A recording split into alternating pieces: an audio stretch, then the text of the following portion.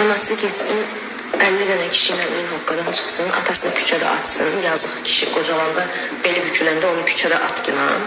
Denən ki, nə edirəm, atan yoxdur. Mən elə qız almaram. Mənim oğlum olsa, qətiyyətli surətdə baxaram ki, bu qızın atası niyə yoxdur? Yəni, o mənada atası olmayan.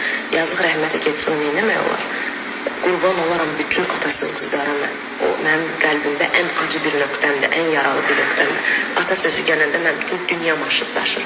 Atasız o ləyaqətli ataları olan rəhmətə gedən o atasız qızlara mən qurban olaram. Yoxsa atanın arxasından təpiyi vurturlar, ana da getsin min kişi ilə fingirləşsin. Adını da qoysun, mən atasız. Elə atasızdan danışıram mən.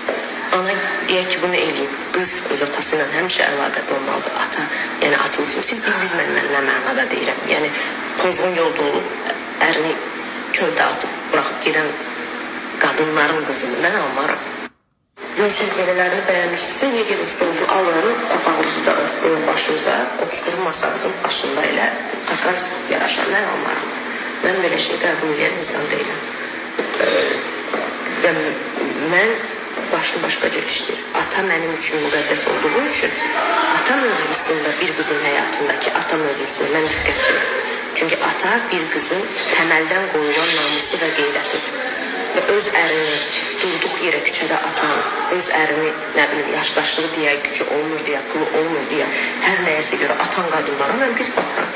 Bu mənim öz düşüncəm, mən azad ölkədə yaşayıram, azad düşüncəm var. Məcburam, gelib, min hoqqadan çıxan bir qadını qızını gətirim, oğlumu arvad edeyim, niyə? Məcburam, niyə nöş edeyim də? Onun nə qədər qızlar var, gelin qızlarınızı alın, eləsin, oğullarınızı alın, oturun da bizim başında, mən nöş eləməliyəm bunu. Dediğimin de arkasından hele atasız kızları mən almaram.